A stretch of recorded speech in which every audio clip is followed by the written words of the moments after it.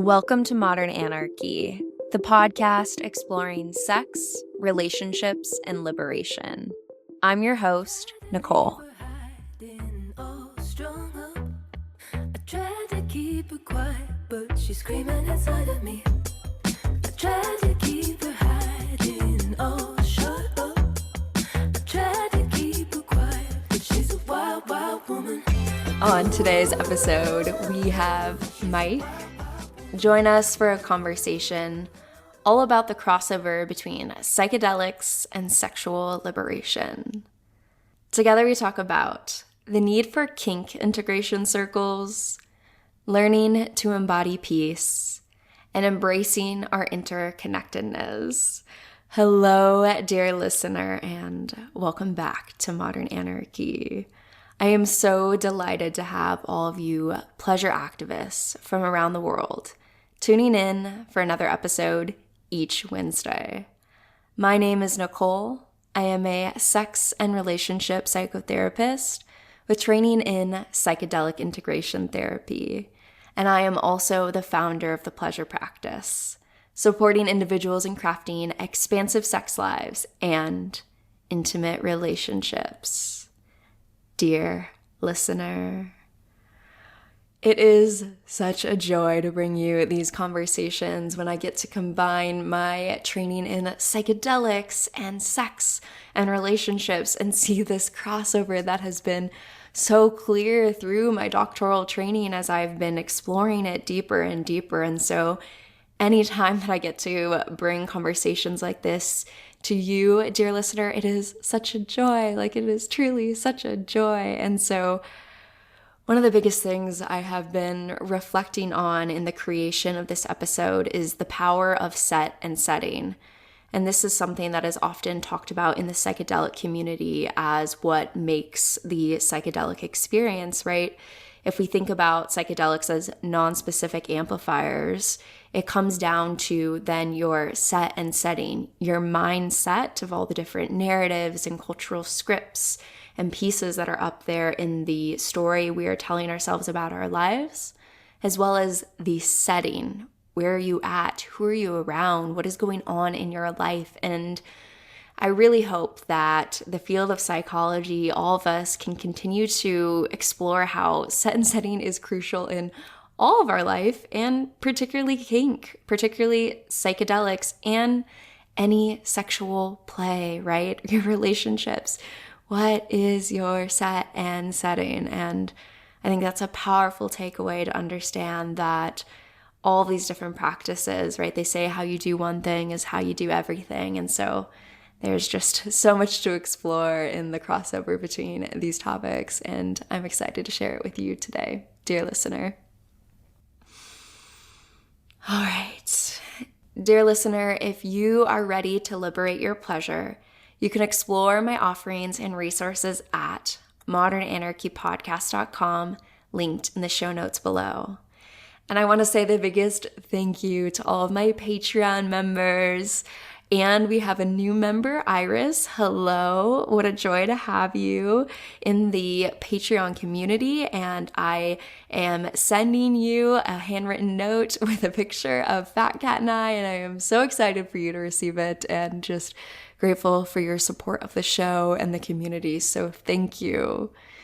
Dear listener, if you want to join the Patreon community, get exclusive access into my research and personal exploration, then you can head on over to patreon.com/modernanarchypodcast, also linked in the show notes below. And with that, dear listener, please know that I am sending you all my love, and let's tune in to today's episode. So the first question I like to ask each guest is, how would you like to introduce yourself to the listeners? How would I like to introduce myself? Well, my name is Mike Margolies, and I guess what I'm most known for currently is my work in the psychedelic space, which is mainly in psychedelic education and community building that is work I've been doing for 9 years now in different forms, sometimes producing events under my platform, Psychedelic Seminars, and currently really focused on a project called the Global Psychedelic Society, which is a network of hundreds of local groups called psychedelic societies around the world. And Yeah. so I've been, working to support local community builders, creating psychedelic education and a community in all of these different cities. Cool. I went to the Illinois Psychedelic Society. Is that, Cool. yeah, Yeah, yeah. connected? Jean is part of Yeah, our there you network. go. Yeah, yeah, yeah. Okay, yeah, very cool. Absolutely. Nice. Yep, Yeah. there's the connection. Cool. Well, I'm excited to talk to you today, and I know we're gonna have a lot to hit, so I'm ready to run through our hour and a half or wherever we go today. Great. hmm So I know we talked a little bit about some various topics, and you had talked about what the psychedelic community could learn from the BDSM and kink community. Where do you want to start that? That alone is like a whole podcast in many years, right? Yeah, yeah. But where do you want to start us at today? Great. Yeah, that's a great place to start, actually. I have talked about this before, but it's not always the thing I get to talk about. So seems like a perfect place to do it. Yes. Um, and yeah, so there's a lot of ways that the kink community has already really blazed all the trails, right, around Yes. consent and conversations when there's power dynamics. These are the exact things where the psychedelic community is most struggling right now. And there's just report after report, right, of abusive facilitators all the time. The psychedelic community, and I mean, in general, and a lot of psychedelics are being lumped into therapy and medical communities. Those communities also just aren't very good historically with things like consent. Right. There's a lot of really awful history actually around this in these communities. And so, kind of as a consequence of that, bringing psychedelics through those paradigms is, psychedelics aren't really, they don't fix things, they are amplifiers. Right. So they're amplifying all these existing problems. Maybe through more awareness, we can address and heal some of these issues culturally. But all the cultural, just like on the individual level, psychedelics amplify your set and setting. They culturally also amplify our set Yep. and setting. And so, in the kink world, we're very versed, right, in having conversations before engaging in a scene. And of course, there's like the BDSM talk, setting boundaries, desires, safety meeting, having those conversations ahead of time. And I Mhm. would say that pretty much identical framework could be applied to psychedelic therapy. And my cat Tortuga Ah, here is joining me. love the cat. Hi. It's your time to shine, baby. There you go, Tortuga. But yeah, before psychedelic therapy, I think those are the types of conversations that psychedelic therapists or guides or facilitators should be having. Hey, what are your boundaries? Right. What are your desires? What do you want to get out of this session? Let's talk about safety, what might come up. Let's have a deep conversation about the types of things that could happen from the substances or from your dynamic with me. Right. And of course, meaning, and there's a lot of expectation now in psychedelic therapy because we're saying, hey, psychedelics are here and they're going to fix your PTSD and depression and be your silver bullet to fix everything. And that can be problematic. Yes, it Yes, hi, is. Tortuga. Yeah, that So can cute. be that can be problematic to have that expectation. So like that's where meaning could come in too, right? Hey, you have this meaning you're putting to it, but maybe it could be more supportive to let go a little bit and see what wants to be shown to you in this. I might actually need. Oh no, Tortuga is kind of easing off here. Totally. Um, Yeah, I mean, I'm already just thinking about how yesterday I was in supervision with my supervisor, Dr. Jeff Beachy. We do the psychedelic assisted psychotherapy work at ketamine at Sauna Healing Collective, and I was just talking about autonomy for people to choose their dose when they're coming in, right? Of like where they want to start and what it means for us as providers to kind of say like, hey, you can't start at that high of a dose. We want you to start here or there, right? And that power dynamic versus self-governance. And he was talking about a case where someone had been like in a state of like high levels of anger and agitation and was like, I want the high dose. I'm doing it today. And he had said, I'm not really comfortable with supporting you in that. I think it's just going to amplify all of this. And I don't think that's really where we should go today. And it immediately reminded me of kink dynamics of the person who's like, no, hit me. Like, I'm ready. Like, hit me with it, put me Right. there. And the responsibility of the Dom to kind of like know Right. that sub and say, actually, like, you seem to be getting in a space, and I know you're asking for this, but given my Right. perspective right now, I'm actually not going to give you that impact that you're asking for, right? Maybe you're in this altered state of subspace, etc., right? Yes. And so just those dynamics there that are already present in these altered states of consciousness that we're stepping into.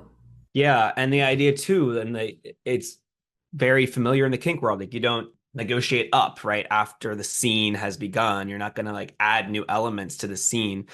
You know, what you talk about before that altered state is what you stick to, because yeah, like you said, in an altered state, you're not really able to fully consent. And that is something that needs to be better understood in the psychedelic space too. Before you enter the altered state, there needs to be all these consent conversations between the person with power, who's the therapist or facilitator, guide, whatever you want to call them in this case, and the Mm-hmm. person who is receiving this service. And of course, there's case after case of examples where psychedelic facilitators, guides, while someone's in an altered state, are introducing new elements, sometimes even sexual elements, which should really be not in that space. I could see an area where like someone who like, and this is where it gets, can you ever have thing? This gets a dicey territory, but like, can you ever have like sex work and psychedelic therapy together and the conventional? Yeah, there's Right. I mean, I think about Britta Love, right? The yeah, conversations yeah, around consent. I mean, I think it comes back to the relationship, right? It gets yeah, real because I mean, the reality is like, let's take it outside of the framework of therapy for a second and all of that, yeah, because that's exactly, deeply complex. But if we exactly, take it into like our relationship life with our lovers and the people that we're connecting with, it's not that we can't have sex on psychedelics, right? exactly. But I joked, I think, for the intro of that episode of like, oh, I was on an SSRI, like a mind altering substance. Can I consent to any of the sex that I had when I was on Right. my SSRI? Right. Like there's just a deep complexity here too. I think Britta had talked about like, what's your relationship to the person? What's your relationship to the substance? What's your relationship to the act or the type of play that you're doing? And also, what's the relationship to the space you're in? Is this at the dungeon? Is this at your house? Right? Like, there's just different Yeah. dynamics going on there. And like, if we do all of that math and that math adds up, I think it's possible to do it, right? Then add something like, yeah, like surrogate partner therapy and like what it would be like to combine that. Oof, now we are in like Right. very complicated Right. territories. But Yeah.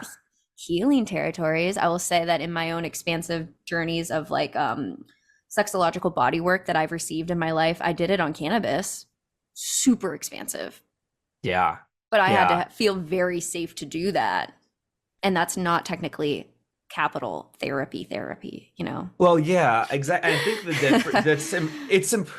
and I think what's important is this, where's the starting point? Are you starting from a place of sex work, and then from a place of this is a relationship predicated first and foremost on sex work, and hey, we're adding these healing components to the sex work?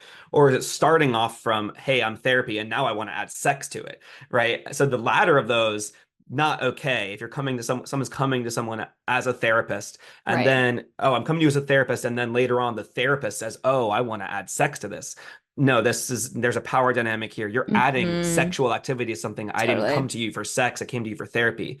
But I Right. think the place where it can be done though is if you're first and foremost primarily coming to that into that dynamic as, oh, I'm coming to you for sex work, sexual healing, sex work, and then as a part of that work, I mean, I think we lose sight of this idea of sex work actually as a healing Oh, practice. But yeah. absolutely, yeah, I think that's probably one of the original like functions of it, and we've sort of lost that. So someone who is a sex worker, and if you're coming to someone primarily from that frame, yeah, of course there's going to be healing that can be on top of that. So and that's where I think it is. It's not that you can never combine Right. sex and healing, but it's where's the starting point here. Totally.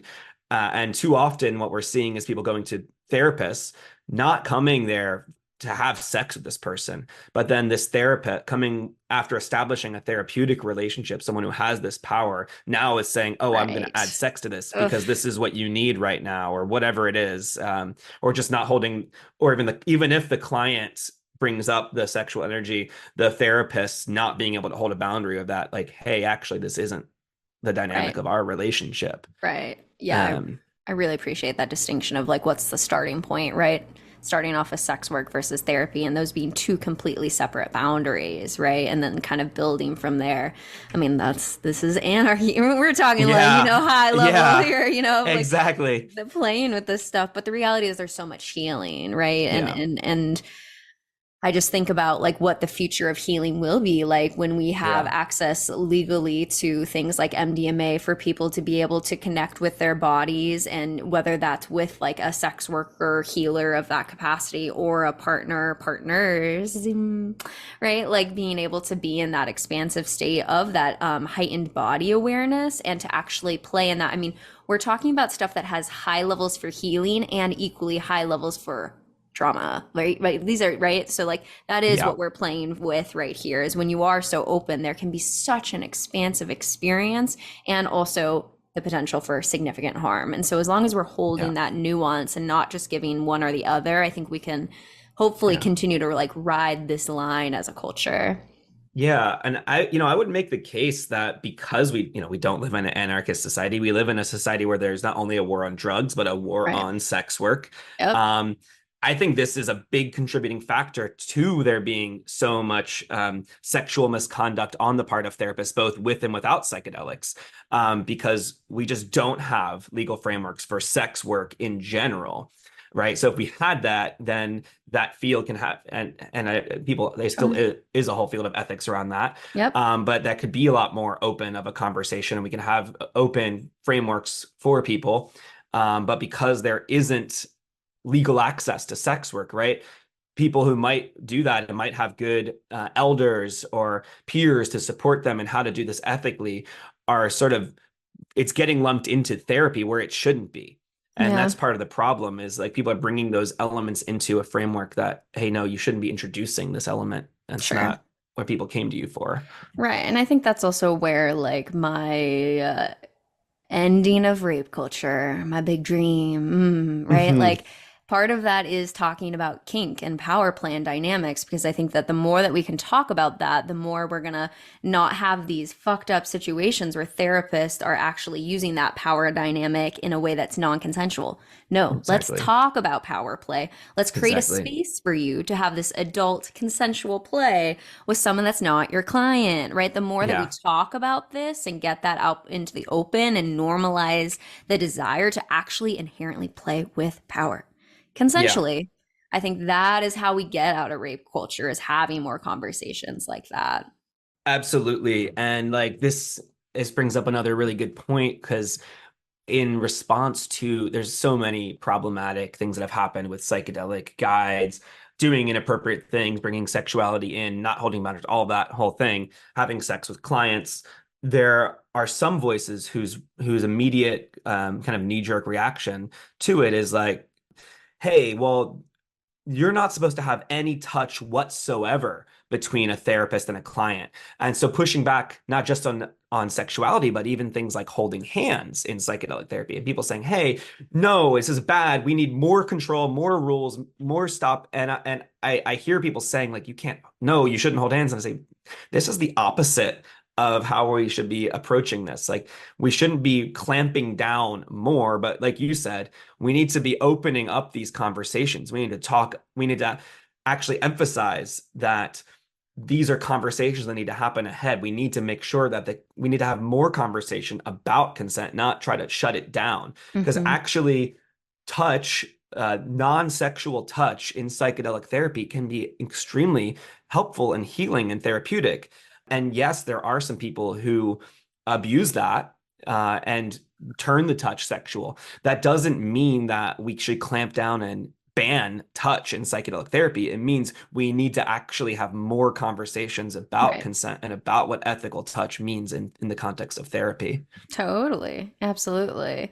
I think about the experiences that I have done with, I mean, one, we've all been traumatized under the patriarchy around sex, but specifically people who have sexual trauma, explicit experiences, and to come into that therapy session with them when we're prepping for the psychedelic experience and to talk about them of, hey, we can offer, a touch of the hand, a touch on the shoulder. That's totally up to you. Whatever you decide now in your ordinary state of consciousness will be what we take into that psychedelic experience, and we won't go beyond that. So, would you feel comfortable with a hand being held if you're in a difficult space, right? Yes. Okay. How would you like to signal that? Is that something you like us to ask for? Sometimes even just asking a question can put pressure on someone.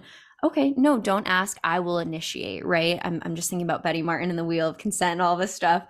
And so in that opportunity, it's checking in with the client each time, right? Yep. Consent can change. Maybe they said yes to the hand in the first time, and maybe they don't want it in the second session, or vice versa. The first time they felt fine, second session, maybe we're going up in dose. And so they actually do want to have that open container. Now, the healing potential to ask someone that damn question and for them to say yes and to be respected at that level and not gone, huge healing. And for them to even say, no, I don't want that. Okay, we will support you. I'm glad you expressed your boundaries. I would hate to get to this space where we couldn't have that sort of opportunity of literally holding someone's hand, because what the fuck is healing if I can't hold someone's Right. hand when they're dropping to the edge of their ego and feeling like they're dying in a psychedelic experience, and I can't hold their hand? Oh my God. And just the ability for them to actually find healing in that expression of their boundaries. Huge. Yeah, I mean, so much of the healing that has to be done in this world is relational. I mean, I would actually make the case that almost all of it is relational. How do Thank we you. relate to Yes. each other? How do we relate to the planet and the environment Right. around us? Like, Right. it's all relational. And so it's kind of bizarre how we try to atomize it and turn it into, oh, well, like turn it into individuals as though we exist in a vacuum. And I'm a person who has PTSD or depression or addiction. And so it's just this, I'm an isolated thing and I can get a pill and that will fix me. If I take this MDMA, it'll fix my PTSD. If I take this psilocybin, it's going to fix my depression. And that sort of atomizing of us is, I would argue, the main source of this widespread depression and trauma. This separation that we're doing, that's the core source of it. So if we're taking psychedelics through a paradigm that's separating us more, we're actually reinforcing the core traumas at the Mhm. heart of, this separation is at the heart of so much of the suffering in the world. Yeah. So no, the answer is not to like, no, you can't there is a relationship between the therapist and the client. And it's the idea is not to, just because relationships are tricky, that doesn't mean we're supposed to like, oh, minimize that and create more separation, but we just need to have more conversations about healthy relationships. And Right. yeah, if you are someone in power in this really important role, there needs to be really good training around this. Yep. And culturally, we just need training around how to Yep. be in good relationship with each other. Mm-hmm. Um, I've got a lot of other thoughts coming in too. Oh, it's good. Keep it coming. Okay. Maybe we need things like safe words and psychedelic therapy. And yeah, and I think, I have a personal story I could relay too of what was coming up, because, I had an experience when I was in an underground psychedelic therapy session, Hmm. where my therapist he asked me at some point if I wanted to be held. Mm. And I said no. And then like a few minutes later, he asked me again. Ooh. And yeah, and Yeah. that really Yeah. impacted me. What I will say, just important to note also, I did later have conversation with this person, and they did take accountability for it. So I don't think this person had ill intentions. I think, but it was a misstep, and Totally. it was, but this is an important example, right? Like, yeah, I personally had this impact where it was like, wait, what's going on here? Like, I was just asked this and I said no, and then they asked again, like, Right. why are they trying to Right. insist this is on me? And I can totally see, and I don't have sexual trauma, but Yeah. absolutely can understand as someone who has sexual trauma. Like I was impacted by it, so I can see how someone could be even more significantly impacted. Hmm. And part of this was I think, a consequence of this person's training. And they actually, I believe, had really poor training themselves, and the training they Hmm. received was not really consent conscious. Right.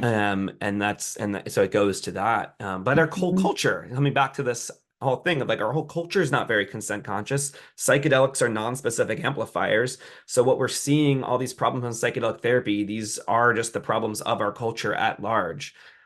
Yeah. Yeah.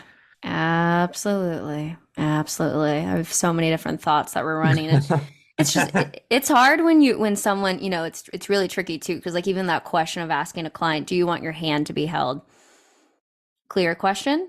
We don't know where the other person is at. They could feel incapable of saying no, right? Like that happens to people where it's like they say yes, but it feels like in their head they couldn't possibly say no. Like I think it's important to even state that like our feelings won't be hurt. You can definitely say no here. We're here to support you and make you feel comfortable, right? There's a lot we have to do into that. I'm also thinking about experiences. This is not even at all related to a psychedelic experience, but one of my coworkers had offered someone a hug at the end of a session, right? Oh, like, would you like a hug? And they said yes. And so the therapist went in to go hug the client, and then the client kissed the therapist on the neck. Oh, Right? wow. Yeah, vice in the other way, right? So then it's like, Yeah. whoa, Yeah. whoa. And then Yeah. which even more content to process in the therapeutic relationship as long as the therapist feels safe, right? That like how heartbreaking to know that an offer of hug and care is immediately met with a sexual connection for that person, right? That's a lot Right. to unpack in years of therapy, right? So like it can even happen in non-psychedelic spaces and towards the therapist, right? Not just Right. even the other way. And like you said, this is all because our society doesn't talk about sex, which Right. is why I have a lot of joy of like being in the space and talking about it and naming it, because I really do think that that is how we get out of rape culture, is being able to say, yeah, I had the scene, I did this, and we talked about that. And the more that we can get those kind of conversations up and into the light, not to be naughty, not to drop this on people who don't want to hear that, because I think that's an important thing as I get deeper and deep into the culture of kink, right? Like there's like a normalization of the stuff that we do that I like can't drop on other people culturally, right? Because they're like, you did what on your weekend, you know? But the more that we can bring those conversations up into the light, I do think that that's how we end rape culture. Absolutely. Yeah, not more suppression. We need Right. more light on it. And yeah, this is, of course, in psychedelic therapy, sexual energy is going to arise Right. inevitably because it exists, and humans experience it. And so many of us have things tied up in sexuality, sexual history. So the question is, when sexual energy comes up, how does a therapist ethically hold that? And yeah, sometimes the way it shows up is the client is going to come on to the therapist, but it's the therapist's job to Right. hold the boundaries in that situation. And this is where so many of the therapists sort of, you'll hear this excuse where it's like some actual therapists, psychedelic therapists who have had sex with their clients will say, "Oh, well, they came on to me," Fuck. and they put it on the client Jesus. like, "Oh, it's your fault. You're being manipulative," and da da da da. It's like, no, you're the person with the power here. It's your job to hold that boundary. Right. You can't blame this on the person, like even if they came on to you, like Right. I mean, that.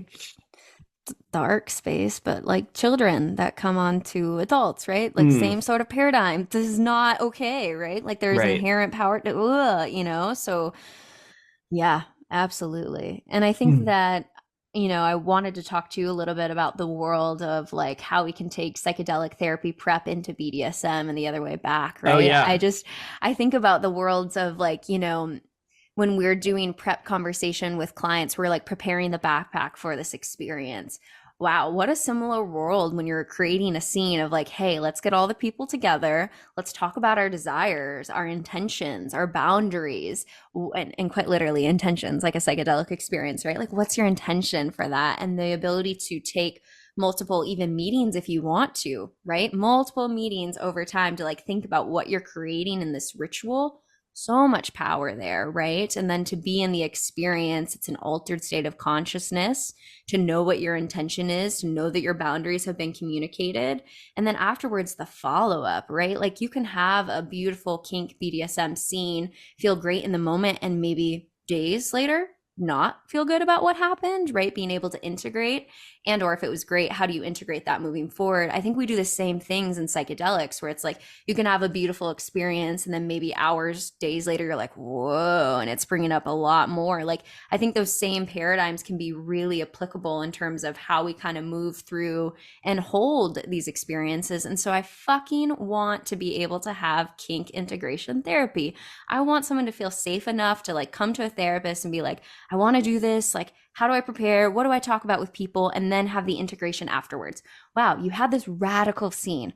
What does it mean about your dynamics? What does it mean about the person you're moving forward? How do you want to integrate this experience into your life rather than just, I did this one psychedelic kink scene and next, right? Like there's a lot to slow down and like really simmer in there. Yeah, kink integration circles. I'm ready for it, I am Um, ready. yeah, it's a really interesting idea, and yeah, it's like a kind of a form of aftercare, Yep. and like I don't know if I've heard of any kind of kink integration circle, but it totally makes sense. Like, hey, Right. yeah, come together, let's talk about like a scene I had with peers who are also of the community. I can like process it and Yep. yeah, break it all apart and it also the around beforehand with intentions too. Yeah, the psychedelic community, one thing it is very good about is setting intention. There's a lot of emphasis on what are your intentions, what are your intentions, and like that same framework, yeah, can be applied to the kink world, and it is there to some extent if you're having a really good conversation around meaning. Although I think there's oftentimes probably like a lot of kink scenes that aren't necessarily like really thinking deeply about like what are my intentions. It might and it's Hmm. okay too if it's maybe it's just I have this desire, I want to do this thing, but it could be very interesting to come into a kink scene with like the same way we go into a psychedelic experience with like these are my intentions, and you could probably use a kink scene in the same way that you use a psychedelic Yep. experience, and say Yep. like, oh, my intentions are to learn about myself and grow. For example, you might say before an MDMA or psilocybin therapy, but what if you said that before, yeah, before getting tied up? And I bet Hmm. you some lesson would come out of that. Right, exactly. In the same way that you could have that psychedelic, intention of openness to the unfolding, do the same thing with kink. And I think that's a lot of what people do, right? And often in psychedelics, when there's not that intention, it's that openness, right? And so, Yeah. but right, you can go into these experiences with, wow, I want to focus on this. And so, yes, that's existentially and narrative wise going to set your frame so that when you're in the experience, you're thinking about that. An important thing is that, particularly, I mean, depending on where it takes you, but if you are the sub or the bottom, you don't drive home. We don't drive home after the psychedelic trip, right? Right. Like, if Right. you're in an altered state, baby, do not drive home, The paradigms are similar, right? I really do see that sort of like, yeah. Mm-hmm. Absolutely. Yeah, we're talking about altered states, we're talking about power dynamics. There's just so much overlap. And it is really cool looking at like two worlds like this that on the surface at first seemingly are like, oh, these are totally different. We're talking about kink and sex and we're talking about psychedelics, but like actually there's so much that these two communities can learn from each other because each one has more wisdom around different aspects of these experiences. And by kind of cross-pollinating it, yeah, they aren't actually that separate. These are all kind of interconnected things. Mm-hmm. Hitting the flow Um, state both ways, yeah, right? Flow states. And yeah, I think about just even the systems and how that impacts both, right? Like if you have been impacted by the war on drugs, right? You're going to have a very different experience into that psychedelic. If you went through DARE, right? Like you're going to have a very different experience that often can paint it in a difficult light, right? Depending on what paradigms of, oh, I took this bad drug, I'm a bad person, similar things can definitely happen in a kink experience, right? If you've been impacted by purity culture, hello, hi, that's me, right? Like you might be having this experience going, oh no, I am such a slut, I am such a whore. Oh no, like not in an empowering way, right? But like just thinking about the frameworks and the systems of oppression that are yeah, present in both ways too, depending on how you're feeling and the narrative and meaning making of the experience that comes out for you. yeah. There's so many parallels. Yeah, and between the war on drugs and the war on sex work. And there's this great TED talk. I forgot what the person's name was who did it about the laws that sex workers really want. Maybe you're familiar with this one. No, but I should reach out to Um, them, whoever they are. um, yeah, I could probably like find that. But I'll write it yeah, it's a down. great it's a great TED talk, and the speaker talks about how it's just different ways that the war on sex work has there have been different attempts at Right. legalizing sex work, right? But different attempts that don't really fully hit the mark. So there's frameworks where there's a legalized and regulated access to sex work, but the shadow of the kind of the legalizing and regulating sex work is now you create this two-tiered system, Mm. where there's the legal market and then there's still like the black market, right? Hmm. And they refer to this as a backdoor criminalization of Hmm. sex work. So you have a tier where it's above board and okay, and by the tier where it's people can still be arrested, oppressed, and all of Hmm. this. And this is just so completely parallel to the war on drugs and how psychedelics are currently being legalized.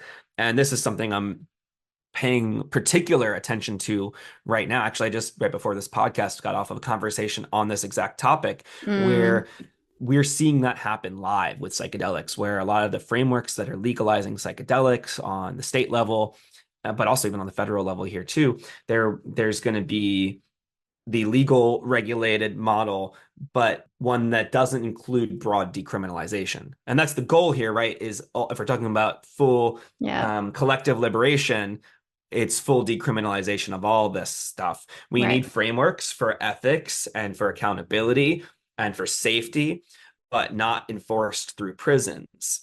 Hmm. And so decriminalization being the goal here. But here in California, for example, there was a bill last year to decriminalize psychedelics in the state of California, or certain psychedelics, and it was vetoed by the Mm. governor. And there is a new psychedelic legislation that is coming through right now that's likely to pass, that's going to create a legal regulated framework for access to psychedelic therapy in California, but it does not include decriminalization, right? So it's essentially it's okay, psychedelic therapy is going to be available, but only in this very particular narrow paradigm. Yeah. And of course, I think it's important that there's not one way to use psychedelics. There's so Right. many, like, and we're talking about psychedelics here. There's a lot of ways people are going to engage with these and should be engaging with these, and it's very personal. Hmm. And we need not just this. I mean, I appreciate the framework of psychedelic therapy. I've personally benefited from it, but it can't be the exclusive way people have access.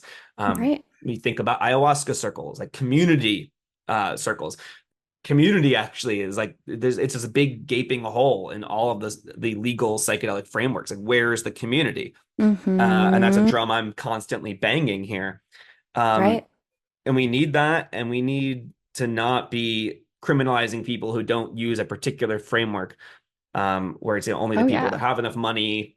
I think one of the core dramas we have culturally is this separation. And so to approach psychedelics in this atomized way is just adding to the problem, not solving it. Totally. Right. Yeah, it's crazy. Like individual therapy, like psychedelics have been done in groups and ceremonies and communities, right, for Right. centuries. It's crazy. In the field of psychology, I've had many conversations and like tears and pain points around the fact that like the field of psychology is beautiful, right? It can do a lot of healing and it's also highly problematic. I do not like the DSM. All of these frameworks of the individual person being sick rather than the systems level perspective causes harm. Like I will flat out say causes harm when we look at an individual and say you have bipolar, not hey, you're a Yeah. long family line of trauma plus under capitalism and this is actively what's and so I Yeah. am sick of this like idea of like putting that onto the individual rather than the larger Yeah. system. And so the field of psychology actively does cause harm in that process, in my opinion.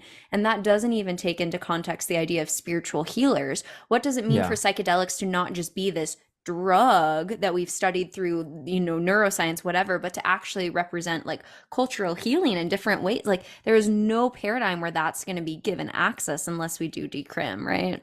Yeah, 100%. Yeah, it's like, and you think about, it's really obvious when you think about like our children, right? And now there's the, wow, all these children have ADHD now, and we have to give them amphetamines because there's just this, so many children have ADHD. And like, did we ever stop to think maybe the problem isn't the kids? Maybe the problem is the system. Maybe kids aren't supposed to just sit down at a desk for hours on end listening to a teacher regurgitating facts. Maybe kids are supposed to be creative. Maybe kids are supposed to explore where their curiosity guides them. Maybe we're supposed to support them in becoming the fullest expressed versions of themselves.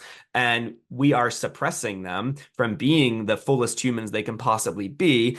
And then we pathologize their correct reaction to this of not paying attention. We pathologize it as ADHD and drug them.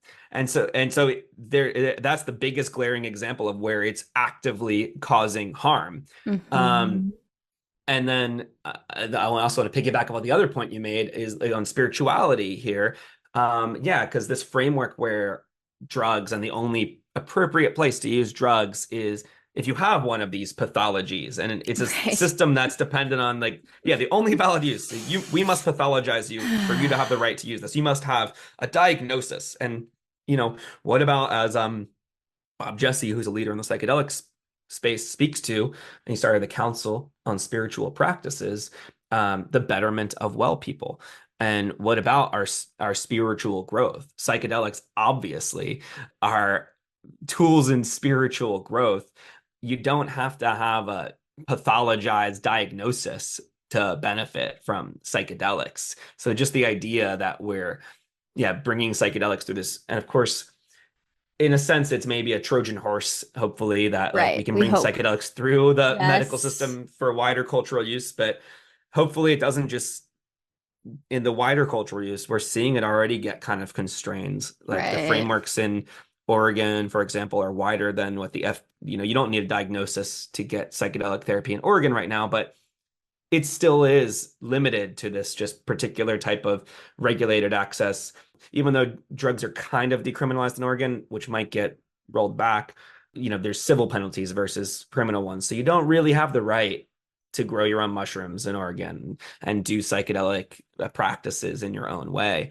Right. So yeah, we need spiritual frameworks too, not Right. just whatever, Mm-hmm. through whatever the Yeah. regulated model is, medical or otherwise. Right. Right. This is systems of power, and I just want to roar like all over it. What the fuck, you know? And just thinking back to the crossovers between like sex work, right, and drugs, it's a conversation about bodily autonomy. Like at the end of the Yeah. day, is like, do I Yeah. have the bodily autonomy in this country to use my body to make money? Do I have the bodily autonomy to take this drug? And her the answer is no in America. Right? Like, Right. and so just like the more that we simmer in that, I am excited about the fact that, as more awareness of this grows and the collective consciousness of the healing, right? The potentials for harm, just like kink, wow, healing, potentials for harm right there, right? But the more that people kind of like get aware of the healing power of psychedelics, the more you go, oh shit, Yeah. they lied to us. Yeah. Whoa, and I love that collective raising of like, uh-oh, we got to ask all the questions because they've kept this from us. What else are they keeping, right? And just that like little bit of like anarchy in the people of like collective rising. I love that. Yeah. And I think to me, it seems the biggest barrier to this is individually and collectively, this idea of the need for control. Mm, We have this idea that any problem that exists in the world, the way to address it is through trying to control it. So if we have an issue of with drugs, let's say, like, okay, there's a fentanyl crisis, as we're calling it, right? Cool. Now we have to control it more, to clamp down, more controls, more laws. And there's this, yeah, and that's a very pervasive idea culturally, is yeah. that somehow control is an answer. And of course, it's very demonstrably not. You look at the drug war. The drug war has not resulted in less, even its stated goals of less drug use. So it doesn't work. Yet you can see this on every level. I mean, and it's sort of like there's this idea that like, okay, we're gonna use our force and our control, and these horrific things are now happening in the name of we're gonna create peace and safety through force and control. And it's just very obvious, like it's very obvious it doesn't work. You Mm, can't create peace and safety through force and control and violence. You have to embody it. And why isn't this happening in with the drug war or with war in general? I think it comes down to like there's a fear, right? There is this deep seated fear of letting go of control. And this is one of the psychedelic lessons, like trust, let go, be open, trust the universe. And that is the deep lesson ultimately, is like letting go, surrender. This is a big theme in psychedelics, of surrender. Also a theme in a lot of kink play. right. And so it's very difficult for us. We're having trouble with that because we have a habit. We have a deep-seated cultural habit of control. We have this idea that like, well, what are you going to do? You have to do something. Right. And the idea that we have to respond through some measure of force or control. Right. And to let go of that is a leap of faith. Totally. It is a spiritual process through and through. So reaching anarchy culture is absolutely spiritual. Collectively, can we let go enough to really have that faith? And there's so much trauma underlying it all. Totally. And so there's this idea that like, okay, the only way to stop this bad thing from happening again is like more control, and like, and that is, I think, the core of what's happening right now. Sure. Deep fear is triggered, deep insecurity is triggered. And so this crazy response is happening because there isn't an ability to actually have this faith and let go and trust into like, hey, is there something else? Is it not more control? But maybe the answer is actually a loosening of control that needs to happen. And that's frightening. Oh, It's, totally. and yeah. And we went to a whole other Totally, tangent totally. there. Yeah, yeah. I mean, um, anarchy, self-governance, right? I mean, I hear it. Like, what would it mean to defund the police, right? I don't know, hmm, right? Like concepts like that, right? And just I think about I giggle because somehow this conversation came up in my training with again Jeff, and he was like, "Control, right? Control. Prisons, high levels of control. You know what still gets in there? Drugs."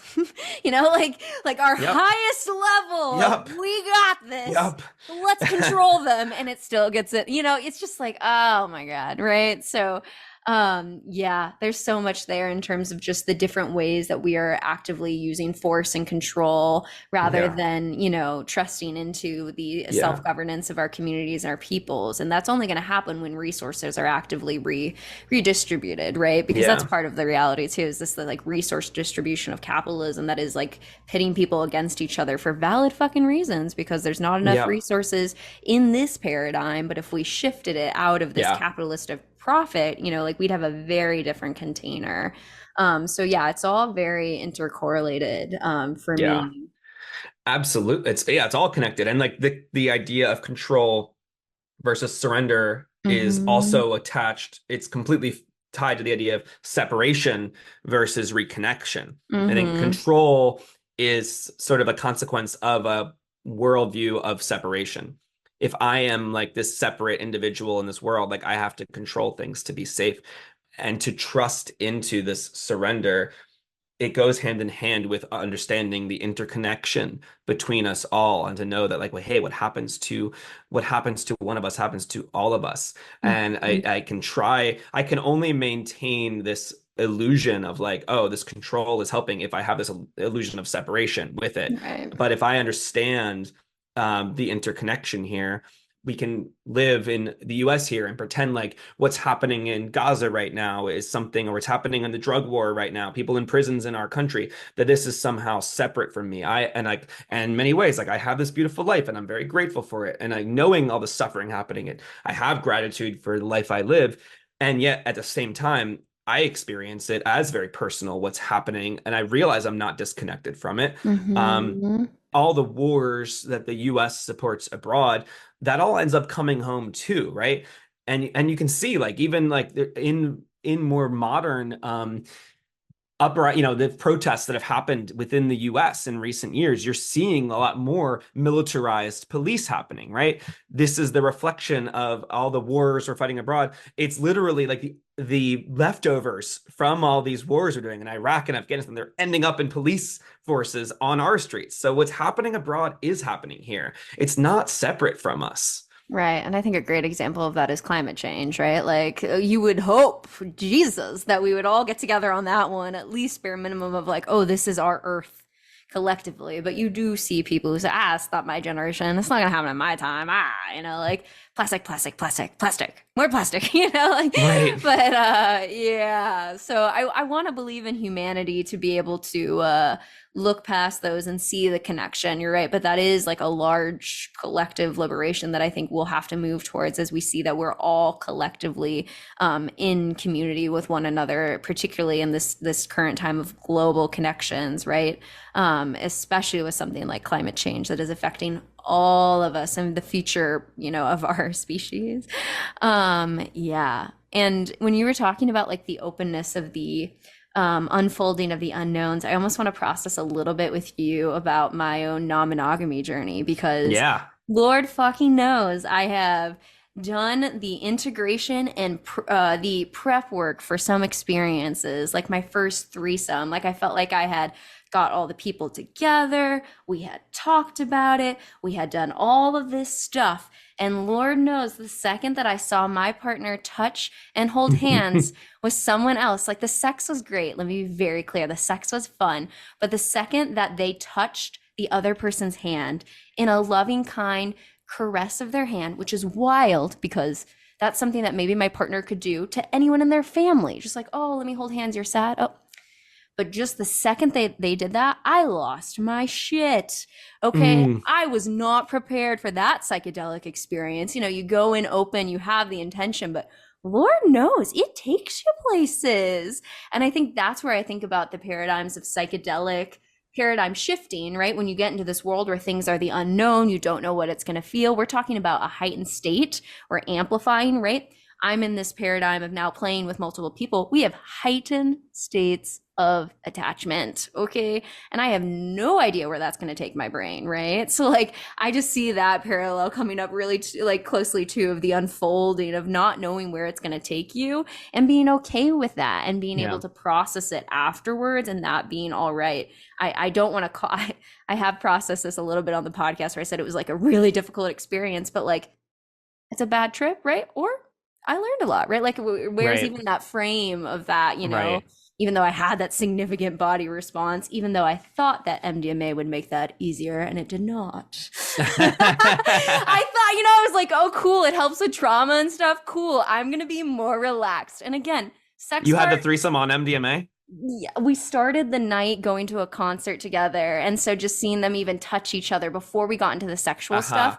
Again, just touch each other. Just hug, caress, snuggle on MDMA. I was like, I'm going to be chill. I'm going to be chill. It suppresses your trauma. It opens your hearts. Fuck no. I was raging inside my body. It was crazy. Again, the sex part, super fun, oddly enough. Not what I imagined would be the easiest part of the journey. This was my first time that I had ever done anything of that caliber. And so then I just think about like the ego death of going into an experience like that. And then the subsequent of like, oh, okay, now I've had this experience again, right? And it actually is not bringing up the same level of things because I've walked this psychedelic land. I've kind of learned what it feels like to drop your ego to the floor and then pick yourself back up, right? Like, God, these paradigms are just so clear to me because they're literally like paradigm disruptors. Yeah.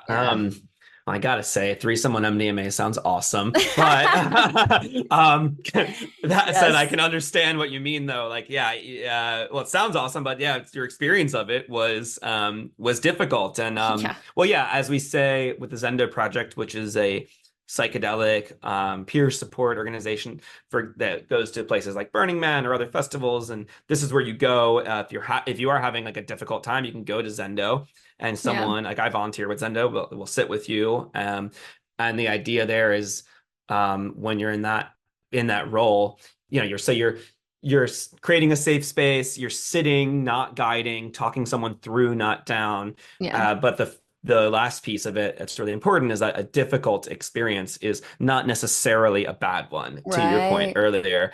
And so, yeah, I think it's totally normal and natural for feelings like jealousy Yeah. to arise in non-monogamous situations. I think where it becomes problematic is when there is not awareness of those feelings. So if a feeling arises and you identify it and say, okay, I'm feeling jealous, and you can own it as like this is a feeling that's coming up in me and can communicate it well with your partner and the other people involved, like Right. now there's an opportunity for transformation. Where it can really go wrong is if a feeling of jealous, and this is something that I had experienced with a previous partner where they had some feelings of jealousy, but that they weren't actually acknowledging themselves. Totally. And so it ended up coming out as like instead Yeah. of a conversation around like, hey, I'm feeling jealous, let's talk about it. It was like there were just fights breaking out Yep. about other things that were Yep. not the thing. And that's Yep. where it can get really rough is if someone, is if because and when difficult feelings arise, it is hard to feel them because they are Oh, uncomfortable. And yeah. we have so many strategies to avoid feeling our feelings.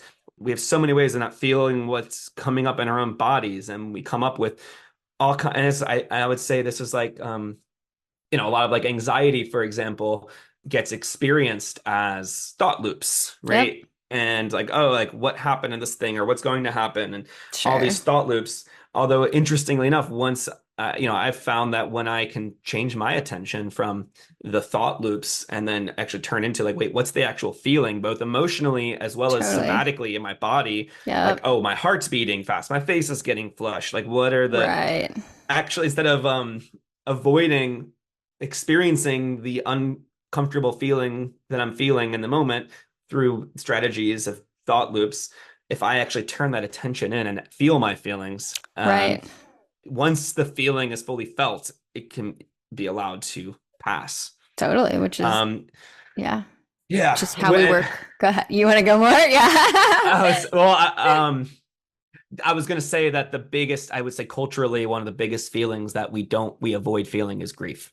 Oh, yeah, totally. Yes, Um, absolutely. It doesn't work under capitalism to grieve. Productive means yeah, of efficiency. Go, go, go.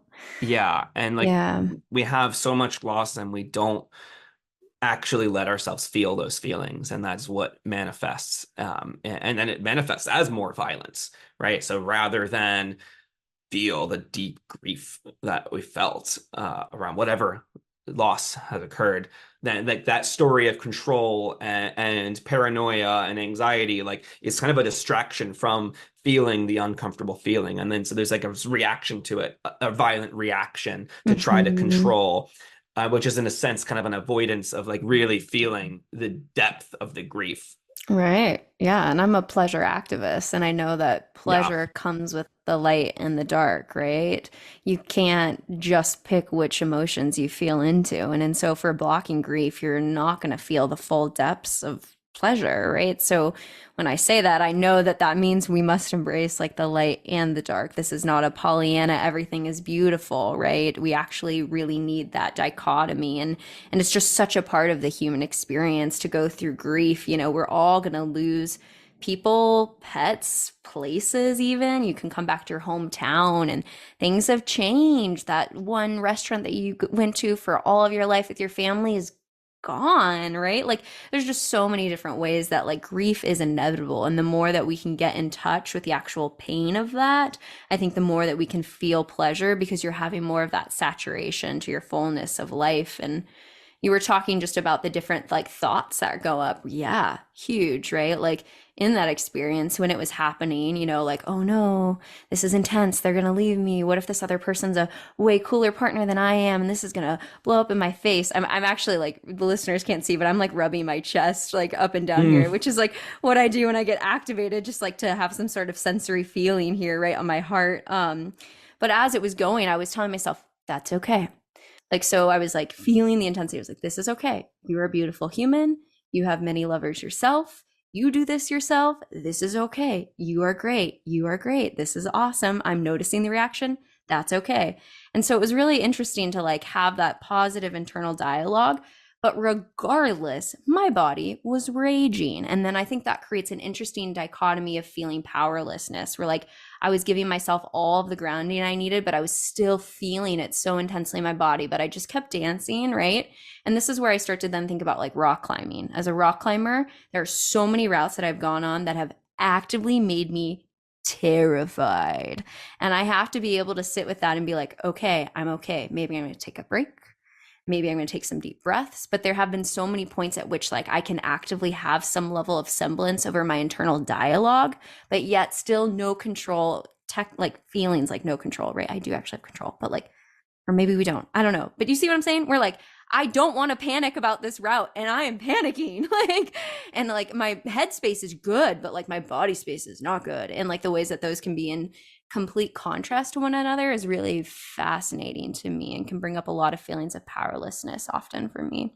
Yeah, and I think it's a lot there around being comfortable, being uncomfortable. And Right. this has come up in my own psychedelic therapy Right. session where I was like, I had different feelings of as I've had what I would call them bad trips versus difficult experiences because Right. I didn't have the actual um ability. I didn't in these some contexts have the ability to find safety. Although Right. in over time I've been able to process them and Right. transmute these into difficult experiences that have become valuable. But I had later, I had some psychedelic therapy to help me process trauma from prior psychedelic experiences. Yeah.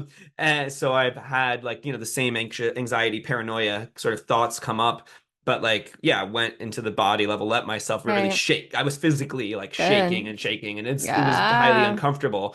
But I had this experience of like, well, one, shaking out that trauma, and also just getting into the sense of like, okay, actually being comfortable being uncomfortable. And yeah, Hmm. it's hard, and we don't have these culturally. We aren't talking about this enough about what is it like to be with uncomfortable feelings. And we have, Right. yeah, like we've been saying, there's so many ways to avoid feeling those uncomfortable feelings. And there's this idea, like you said, powerlessness. And yeah, when these things come up, we feel like we're powerless or we're victims to something. Right. And of course that identity then cycles into, oh, if I feel like a victim, I'm going to now be a hero that is going to stop other people from feeling like a victim like this. And then in the process, you become the villain. And then so this cycle continues. Hmm. And yeah, what is it like to embrace that feeling of powerlessness? And this comes back to kink too. Like, can I, can I embrace a feeling of really surrendering and being powerless? What is that like? Uh, Hmm. Yeah. mm, Yeah. It's tough. And I mean, I think we do have power just as much in kink of, hey, red light, right, right, stop. So when I am climbing, after I took that right, route, I laid on the floor. I was like, I need to be horizontal. I need to right. lay horizontally, right? I think it's tricky in the psychedelic space Yeah, because you can't you tell the mushrooms, red, red, red. exactly I don't consent to this paranoia. anymore. Take me out. Take me out. Yeah, no, I Red, know. red. That's the hard part, right? And something I have dreams of doing like multi-pitch climbing, right? And that is the hard part too, is that once you get off the ground, like you're off the ground, you're on the roller coaster, right? You've strapped in, you're gonna do the full loop, Yeah. relatively. Yep. So I think there is that, and that's where I start to think about windows of tolerance, right? Like Yeah. what does it mean to we're all going to have different thoughts too on where that is, and some of us need to check in have been like, potentially anxious, traumatized folks who continue to push at that window of tolerance really intensely in ways that maybe we Yeah. could, benefit Yeah. from not always doing that heroic dose and actually feeling the joys of like the smaller doses, the Right. comfort, the ease, right? But when we're doing these novel paradigm shifting worlds, like, yeah, what does it mean to know your window of tolerance, to know your triggers, right? Like for me, once I start to get into this space of no, I can't do this. Like I can't climb. Like I can't do non-monogamy. I can't do this. Like that's where I know I've gotten into that state. Where I can't do grad school, right? Like I've gotten into this state where I'm past my window of tolerance. I need to lay on the floor. I need a break. I need a movie. I need some sushi. Good night. Like, right, like just being able to know yourself enough to know where that is to then communicate with people. That is a skill to learn in all of these different contexts. Yeah. And I have a really kind of far out thought. I I'm just gonna go with it. It's I don't know how true this is or not, but I'll just let it out anyway. Like this idea comes up of I wonder if you can have that. Maybe it's possible to actually to have that consent talk with the substance before the experience. Like talk to the Mm. mushroom, have that Mhm. BDSM thing. What are my boundaries and desires and safety and meaning and like I wonder what it would be like if you were to yeah, before taking mushrooms, have the conversation with the mushrooms beforehand around the boundaries and Sure. everything. And I wonder if that maybe it is possible actually to call like a red, if you Hey. have that conversation ahead of the time with the mushrooms and build that and like say, look, if I call a red light, I need you to chill with. I don't know if this would work or not, but this is an interesting thought experiment coming Hey up. man, the placebo effect is real. So I think that Yeah, anything is low key kind of possible depending on the frame, right? Because yeah, there are spiritual paradigms where people do communicate to the mushrooms and other stuff. So I would be curious what a frame of like having that conversation then would change in terms of like, oh, I know it's not gonna go there. And then potential even like placebo effect to that of knowing that that's right. not gonna happen. Then when it starts to happen, you're like, oh nope, this isn't happening because I've had the right? Like all of it could be right there. Yeah. Yeah, it's really interesting, and also important too. Like at the same time, you don't want to like avoid if there's something coming up. There probably is something important there, but Right. maybe there can be like some agreement you make with the mushrooms. That like, look, if there's something that comes up and I'm feeling like it's too intense in this moment, would you let me just like bookmark it and then we can process it later? Like, Yeah. give me enough that I can handle right now, mushrooms, and then like Mm-hmm. if I start to like call a red light to you, like let's just revisit it in my integration or something. Right, right, right, right. I mean, there's so much there, like in the moment, like we do always have the ability to come back to the body. I believe that. I don't know. I mean, Hmm. right? Like even in those high dose trips, like if we and this is something that is built in ordinary states of consciousness, right? How often can you go through your life, slow down the monkey brain enough to actually feel the body? For me, in those dose experiences, even if my brain starts to spin in loops and loops and loops, there is always that drop back into the body. And how that can actually really pull you off. Yeah, this question of Yeah. powerlessness under the psychedelic, it's like yes, and to our ability to actually say, in this moment, I'm going to feel. I'm going to feel. I'm Yeah. going to stop the thoughts. And again, that is predicated upon experience, building that neuronal pathway, that muscle memory of the brain in Yeah. ordinary states of consciousness, so that when you Yeah. are in this heightened, you already have that neuronal pathway going. Okay, back to body. Yeah. Stop thinking. Right? So yeah, and I was just about to ask you to take that deep breath with me. So I ask every guest just to check in and see if there is anything else that you wanted to share with the listeners. Otherwise, I can direct us towards a closing question. Um, yeah, I think we covered a lot of the bases there. That was cool. Yes, it was.